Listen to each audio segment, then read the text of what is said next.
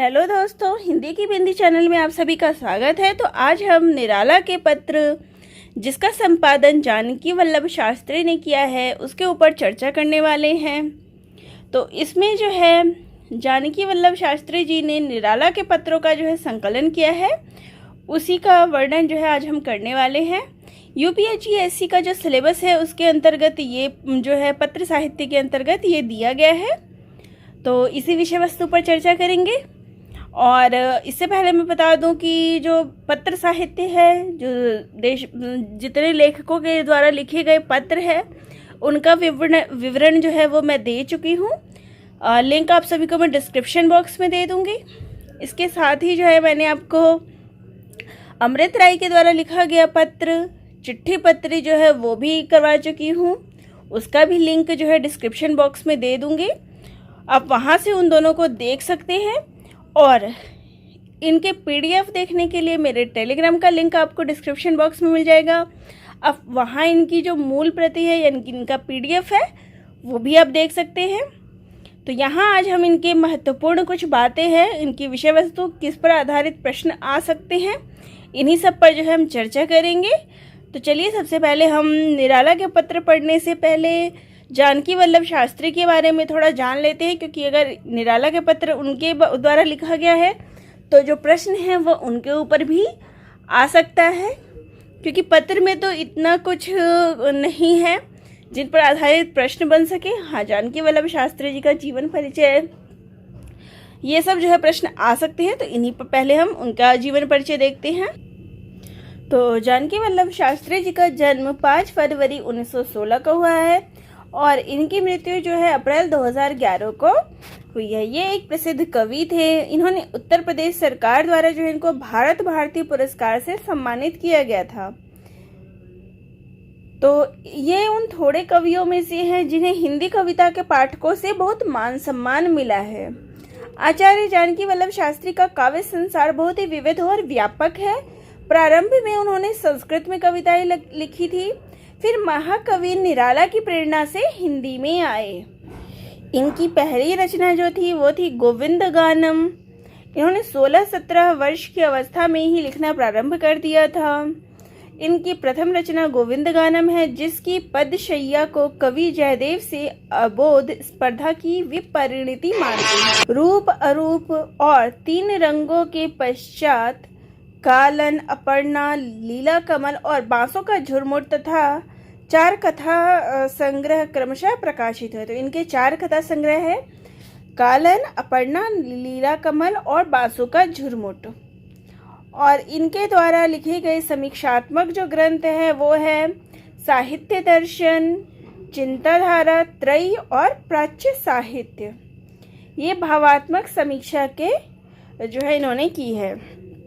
1945 से 50 तक इनके 4 गीति काव्य प्रकाशित हुए, शिप्रा, अवंतिका, मेघगीत और संगम।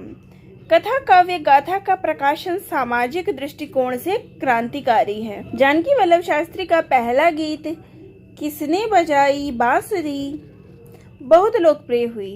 प्रोफेसर नलिन विलोचन शर्मा ने उन्हें प्रसाद पंत निराला महादेवी के बाद 5वां छायावादी कवि कहा है। लेकिन सच्चाई यही कि वे भारतेंदु और श्रीधर पाठक द्वारा परिवर्तित और विकसित उस स्वच्छंद धारा के अंतिम कवि थे। तो ये जो है स्वच्छंदतावादी कवियों में आते, जो छायावादी अतिशय लाक्षणिकता और भावात्मक रहस्यमयता से मुक्त थी। शास्त्री जी ने कहानियां, काव्य, नाटक, आत्मकथा, संस्मरण, उपन्यास और आलोचना भी लिखी है। उनका प्रसिद्ध उपन्यास जो है वो कालिदास है। इन्होंने जो है राधा नामक महाकाव्य की रचना की है, जो 1971 में प्रकाशित हुई। हंस बलाका गद्य महाकाव्य की इनकी रचना हिंदी जगत की अमूल्य निधि है। तो इन्होंने जो है राधा नाम की, ये सब जो है मुख्य बातें ध्यान में रखने के लिए, तो राधा नामक महाकाव्य की रचना की थी और हंस बलाका। छायावादोत्तर काल में प्रकाशित पत्र साहित्य में व्यक्तिगत पत्रों के संकलन के अंतर्गत शास्त्री द्वारा संपादित निराला के पत्र उल्लेखनीय है। तो इसी के ऊपर हम चर्चा करेंगे। इनकी प्रमुख कृतियां संस्कृत में, तो ये जो है संस्कृत के कवि थे, बाद में ये हिंदी में आए हैं। तो इनकी संस्कृत की कृतियां हैं काकली, बंदी मंदिरम, लीला पदम। हिंदी में रूप अरूप, कानन, अपर्णा, साहित्य दर्शन, गाथा, तीर तरंग, क्षिप्रा, अवंतिका, मेघगीत, चिंताधारा, प्राच्य साहित्य त्रयी, पाषाणी, तमसा, एक किरण, 100 झाइयाँ, स्मृति के वातायन, मन की बात, हंसबलाका, राधा आदि हैं। तो यहाँ भी आप देख सकते हैं इनके काव्य संग्रह आगे बाल लता, अंकुर, उन्मेष, रूप अरूप, तीर तरंग, क्षिप्रा, अवंतिका, मेघगीत, गाथा, प्यासी पृथ्वी। और काव्य संग्रह हो गए संगम, उत्पल, चंदनवन, शिशिर किरण, हंस किंकणी, सुरसुरी, गीत, वितान, धूपतरी, बंदी मंदिरम। समीक्षाएं हैं साहित्य दर्शन, त्रयी, प्राच्य साहित्य, स्थायी भावार्थ साहित्य, चिंताधारा, संगीतिका है पाषाणी, तमसा और इरावती। लेखन में छंदों पर इनकी जबरदस्त पकड़ थी और अर्थ इतने सहज ढंग से उनकी कविता में आते थे कि इस दृष्टि से पूरी सदी में केवल वे ही निराला की ऊंचाइयों को छू पाए। एक साक्षात्कार के दौरान जानकी वल्लभ ने बताया कि उन्होंने महज 18 साल की उम्र में आचार्य की डिग्री हासिल कर ली थी और जब यह खबर अखबार में छपी तो निराला जी इनसे बहुत प्रभावित हुए। इतना ही नहीं, जब निराला जी ने उनकी संस्कृत कविताओं का संग्रह काकली पढ़ा तो ये ध्यान में रखने की जरूरत है कि इनकी संस्कृत कविताओं का जो संग्रह है उसका नाम काकली है। तो वे खुद उन्हें ढूंढते ढूंढते काशी पहुंचे और वहां उनकी मुलाकात जो है जानकी वल्लभ से हुई। तो जब उन्होंने ये सुना कि उन्होंने 18 वर्ष की उम्र में ही आचार्य की डिग्री हासिल कर ली थी तो निराला जी स्वयं ही उनको ढूंढते ढूंढते काशी पहुंचे। उस समय के महान कवि निराला का ऐसा प्रेम देखकर जानकी वल्लभ शास्त्री इतने भाव विभोर हुए कि उन्होंने मुजफ्फरपुर में अपने घर का नाम निराला निकेतन रखा। तो यहाँ उनके घर का नाम जो है वो है निराला निकेतन। इस निराला निकेतन में पृथ्वीराज कमरा भी था। दरअसल इस कमरे का नाम उस समय के प्रसिद्ध थिएटर कलाकार पृथ्वीराज कपूर के नाम पर रखा गया था।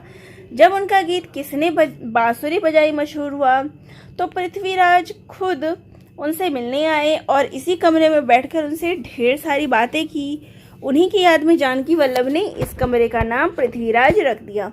तो ये दोनों बातें जो हैं ध्यान में रखनी है। तो उनके एक कमरे निराला निकेतन, उन्होंने निराला से प्रभावित होकर उनके कमरे का नाम ही निराला निकेतन रख दिया और पृथ्वीराज उस कमरे का नाम रख दिया जहाँ पृथ्वीराज कपूर ने उनसे बातचीत की। तो यहाँ ये भी है कि निराला बने उनके प्रेरणा स्रोत।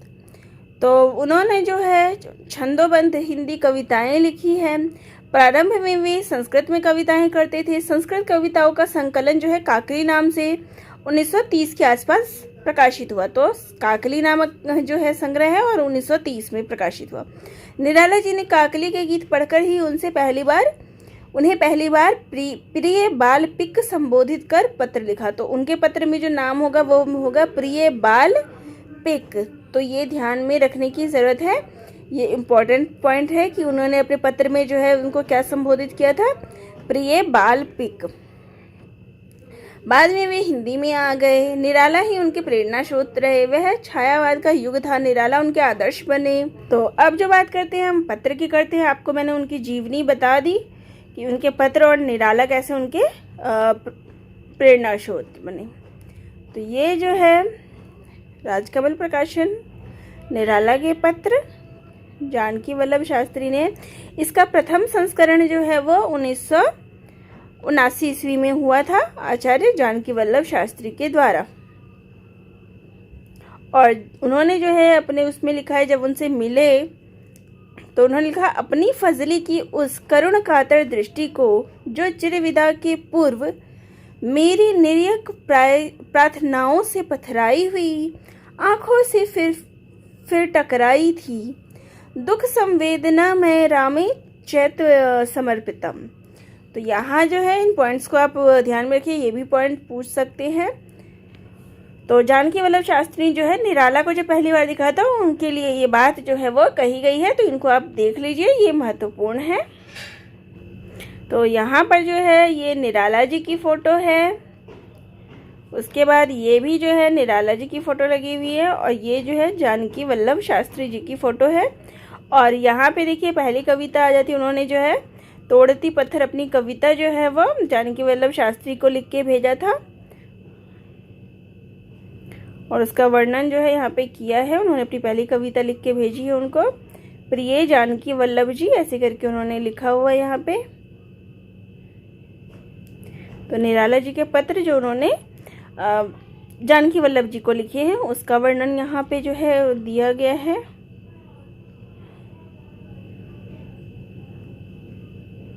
तो यहाँ उन्हीं पत्रों का संकलन है। यहाँ उन्होंने अपने भाव विचार जो है, तो ये निराला और उनकी ये पत्र जो है उनका है। इसकी भूमिका शुरू हो जाती है। तो यहाँ उन्होंने लिखा है कि मैं अपना और सब गम दूर कर दूंगा, परंतु जो गम तो मुझे तुम्हारे लिए है उसे तो ना छोड़ सकूंगा। इतना ही नहीं, जिस दिन मुझे तुम्हारे चरण रेणु का एक कण भी मिल जाएगा, मैं उस दिन सिर आंखों पर रखकर चुप्पी ना साध जाऊंगा। तो यहाँ जो है इस तरह की पंक्तियाँ वो लिखते हैं। आधुनिक हिंदी कविता को अभी निराला से बड़ा कोई कवि नहीं मिला है। मुक्तिबोध के अंधेरे में डॉक्टर नामवर सिंह को निराला भाषा की तेजस्विता दिखती है। यही नहीं, अंधकार की गहरी पृष्ठभूमि पर एक आलोक रेखा खींचकर कालजयी काव्य कृतित्व का जो प्रतिमान किसी समय निराला की राम की शक्ति पूजा में न उपस्थित किया था। यहाँ आगे हम इसी प्रकार से जो है भूमिका में देख सकते हैं। मुक्तिबोध आदि इसी श्रृंखला की कड़ियाँ हैं, फिर भी निराला के शब्दों में अब तक धुन की नहीं उठी लो उनके आसमान की। तो यहाँ लिखा हुआ है कि मुक्तिबोध की आवाज़ में पहाड़ी, पठारी, समुद्री व खोई हुई परम अभिव्यक्ति की खोज जो है वो जारी है। और वहीं पे जो निराला की कविताएं हैं उनमें उन्हें तन, मन, आत्मा, मीन व भिन्न भिन्न स्तरों पर कभी एक साथ कभी बारी बारी से जीते हैं, जिसे धूत कहो अवधूत कहो के बताने वाले। तो यहाँ उनको, तो उनकी कविताओं की जो है वो पंक्तियाँ यहाँ पे दी गई। यहाँ पे तुलसीदास कविता की जो है वो पंक्तियाँ उन्होंने लिखी है। इसके बाद गीतिका, तुलसीदास आदि पंक्तियाँ लिख के उन्होंने उनकी बात की है निराला को लेके। यहाँ निराला के बारे में वो लिखते हैं कि निराला की प्रतिभा व्यक्ति, समाज, भक्ति और भुक्ति के चतुर से मुखर है। किसी एक आर से घेरा डालने पर बहुत चतुराई छाटने के बाद भी बात नहीं बनती। निराला के अंतर विरोधों के अनुसंधान में अपना ठिकाना करना हो तो निराला का ठिकाना लगता नजर नहीं आता।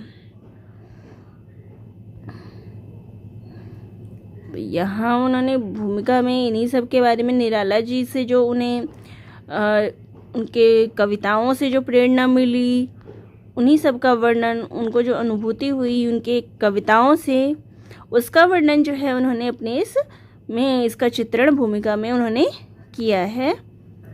तो यहाँ वो लिखते हैं, निराला नाम से मेरा परिचय फरवरी सन 1930 ईस्वी में हुआ था। तो ये डेट जो आप देख रहे हैं कि प्रथम परिचय उन दोनों का कब हुआ। तब मैं 14 साल का गांव की पाठशाला में पढ़ने वाला एक नवयुवक था। नवयुवक इसलिए कि सन 1925 में मेरा विवाह हो चुका था और सन 26 में मैं साहित्य और व्याकरण की परीक्षा पास कर चुका था। हिंदी और संस्कृत में 2-4 कविताएं भी लिख चुका था। मेरा जन्म माघ में हुआ था। निराला नाम से मेरा परिचय भी माघ में हुआ था। और फिर भी तो योग आयोग इस हद तक सक्रिय हुआ कि कुछ ही वर्षों बाद मालूम हुआ कि निराला का आविर्भाव भी माघ में हुआ था। गांव में सुधा वर्ष 3 संख्या 1 पहली बार देखने को मिली थी।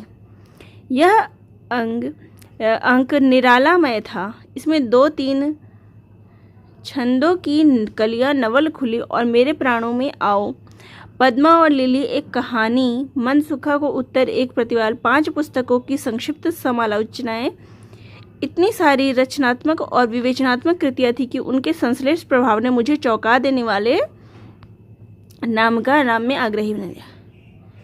फिर तो मैं ढूंढ कर निराला की नई पुरानी रचनाएं पढ़ने लगा और उसके बाद उनको प्रत्यक्ष में। सन 1932 में मैंने शास्त्री होकर गांव छोड़ दिया और काशी हिंदू विश्वविद्यालय का प्राचार्य बन गया।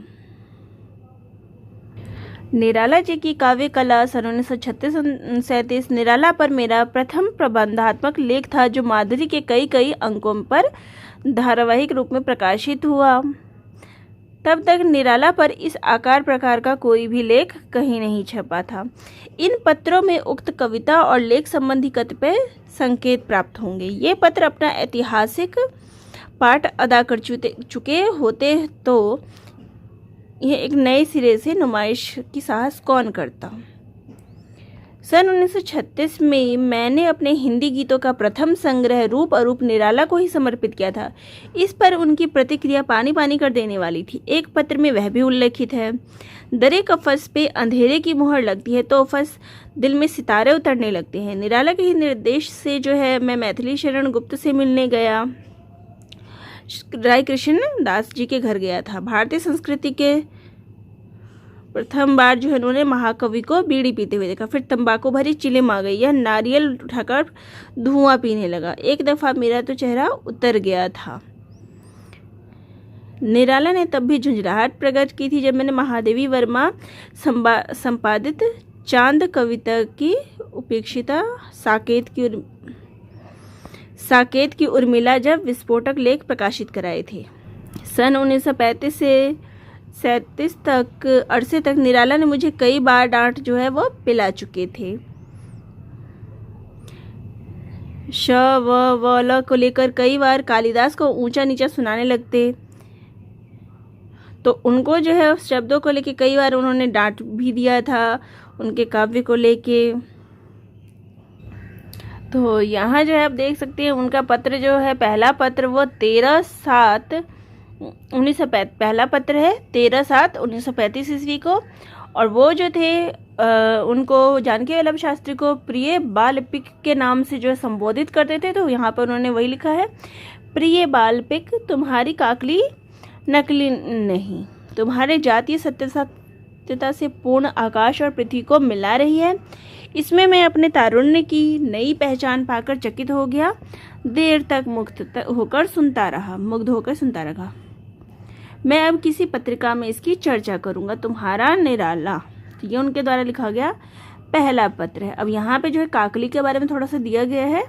काकली मेरी प्रायोगिक तो जो जानकी वल्लभ शास्त्री उन्होंने बताया कि काकली जो है वो क्या है, तो मेरी प्रायोगिक संस्कृत गीतों और प्रगीत कविताओं की प्रथम पुस्तिका है। तो काकली उनके संस्कृत कविताओं का संकलन है। काकली शीर्षक प्रगीत कविता की प्राथमिक पंक्तियों में कोयल को संबोधित करके लिखा गया था। तो ये भी जो है पॉइंट देखने वाला है कि काकली जो है वो किसको संबोधित करके लिखा गया है, कोयल को। तो ये पॉइंट जो है वो देखने वाला है। अगर देखिए उनके पत्र में जो है प्रिय बाल कवि ऐसे करके जो है उन्होंने अपना लिखा हुआ है। अब इसमें अगर पत्रों की संकलन की बात करें तो इसमें कितने पत्र जो है वो संकलित है। तो इसका पहला पत्र आपको दिखा दिया था, किस नाम से संबोधित करते थे वो भी आपको दिखा दिया था। अब इसके लास्ट जो दिखा दूं कि इसके पत्र जो है वो है 108 या 7 कुछ है इसमें पत्र, देख लेते हैं एक बार। तो इसमें जो है 108 पत्रों का जो है वो संकलन किया गया है। तो ये पत्रों की संख्या ध्यान में रखिए कि इसमें टोटल पत्र जो है, कुल पत्रों की संख्या 108 है। निराला और जानकी वल्लभ के बीच जो पत्र संवाद हुए हैं, निराला जी ने जो जानकी वल्लभ शास्त्री को पत्र लिखे हैं उनका संकलन है इसमें। और जानकी वल्लभ जी की जो रचनाएं हैं उनका वर्णन जो है आप ध्यान में रखिए कि कौन कौन सी रचनाएं हैं। तो बाकी अगर इसका PDF आपको चाहिए तो टेलीग्राम लिंक से जुड़ जाइए और उसमें आपको PDF मिल जाएगा। तो आपको ये वीडियो कैसा लगा कमेंट बॉक्स में ज़रूर लिखिएगा। चैनल पे नए हैं तो चैनल को ज़रूर सब्सक्राइब करिएगा। तो दोस्तों आप सभी का बहुत बहुत धन्यवाद।